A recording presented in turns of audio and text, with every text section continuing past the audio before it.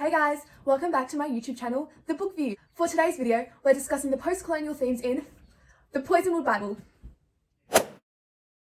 Set in 1959, the Poisonwood Bible is centered around the Price family, who immigrate to the Congo as Christian missionaries.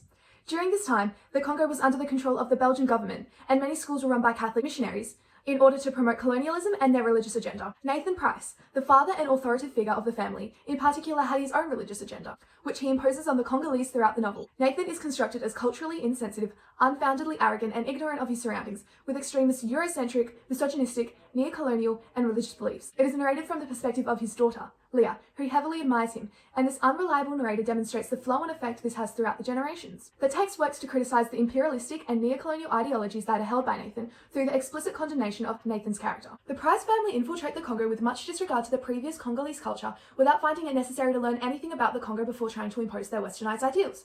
Throughout the extract, Nathan is constructed as highly culturally insensitive towards the people of the Congo. His feelings of superiority stem from his Eurocentrism and religious beliefs.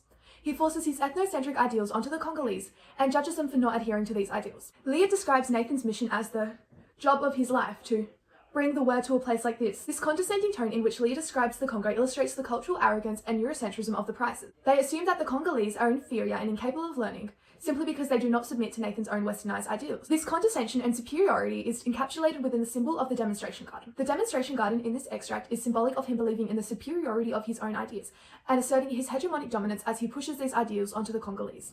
Just as he tries to plant American seeds into Congolese soil, he attempts to plant his own ideas into the minds of others. This is demonstrated when Nathan hacks out a small, square dominium over the jungle. The use of diction in this quote, particularly in the word dominium, exhibits Nathan attempting to enact control over the Congolese people through his own religious agenda. Dominium, as a word, has substantial connotations to the idea of dominance, which is what Nathan tries to exert over the Congolese. The jungle isn't in need of being converted into a garden, just as the Congolese are not in need of being converted into Christianity. The lexical choice of hack demonstrates the method in which Nathan intends to impose his authority, as aggressive and non-compromising. As a symbol, the demonstration garden does not come into fruition, foreshadowing the failure of his mission in the Congo. It fails due to his arrogance, as he believes that his knowledge is superior to that of those who have lived in the Congo for years, all which stems from his ethnocentric beliefs. In Nathan's blatant disregard of the advice given to him, we see his arrogance and presumed superiority over the people of the Congo. He believes he knows more than Mama Tataba, someone who has a much deeper knowledge of the Congolese soil, because he has tended to American soil ever since he could walk behind his father. This not only demonstrates Nathan holding the Congo to his American standards, but his conviction that his own knowledge is superior to that of others. These themes of superiority and arrogance are explored in this situation, as Mama Tataba tries to help, but Nathan arrogantly maintains that he is more capable and pushes her away. He defensively launches into the parable of one mustard seed falling on a barren place and the other on good soil. Only does he lecture her in the context of a religious parable in which she does not understand, but he implies that America has good soil, while the Congolese is a barren place. His overconfidence in this instant results in him insulting someone who is helping him, once again displaying the negative impacts of his arrogance. The consequence of his arrogance is that he gets harmed by the poisonwood tree, blinded as his eye was swollen shut. His temporary blindness is not only a physical manifestation of his wrongdoings, but symbolic of his many shortcomings. He is unable to see outside his narrow worldview, believing that all others should abide by his strict ethnocentric ideals. Nathan tunnel visions through his own mission, ignoring the advice and opinions of others, and being unable to learn from this causes his eventual downfall later in the novel. Nathan's arrogance is proven to be unfounded as he is harmed by the poisonwood tree, which then situates us into believing that perhaps his other beliefs are unfounded as well. King Sulphur employs the accumulation of this doubt in further positioning us all against Nathan and all aspects of his ideologies. When Nathan's actions have consequences, he is ignorant to why he has been punished. He has become blind physically and metaphorically, as he is unable to see the reason he has been harmed. He questions, how did he earn this?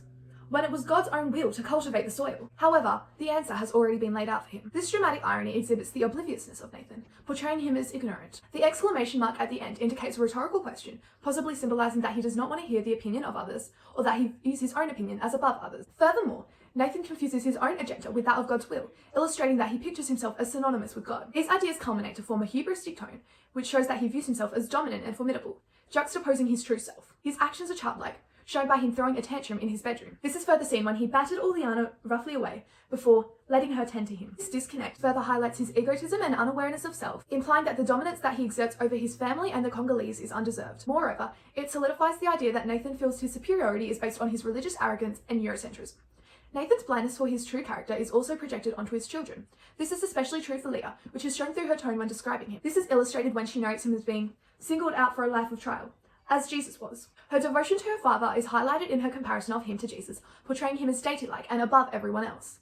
This comparison depicts a complimentary tone, further showing Lee's admiration of her father. She also describes him as being gifted with keen judgment and purity of heart, something by which this point in the extract has already been disproven, emphasizing the unreliability of her as a narrator and her implicit need to constantly praise him. The major discrepancy between how Nathan and his children view him and how he realistically is serves to convey the utter deplorableness of his character, and as his character is criticized, so are the neo-colonial and imperialistic beliefs that he stands for. The Poisonwood Bible is a complicated post-colonial text set in the political tumult of the mid-20th century Belgian Congo. When a post-colonial reading strategy is employed, the reader is positioned to criticize Nathan's persisting neo-colonial attitudes which echo that of the colonial domination of the Congo. His beliefs are manifested in his religious and cultural arrogance, which he uses to hegemonically dominate both the women in his family and the Congolese. Through Nathan's cultural insensitivity, groundless arrogance, and ignorance relating to himself and his surroundings, this extract serves to condemn Nathan and all the attitudes that he stands for. I hope you guys enjoyed this video. If you did, don't forget to leave a like, subscribe, and hit that little notification bell up in the corner. Have a good day, and bye!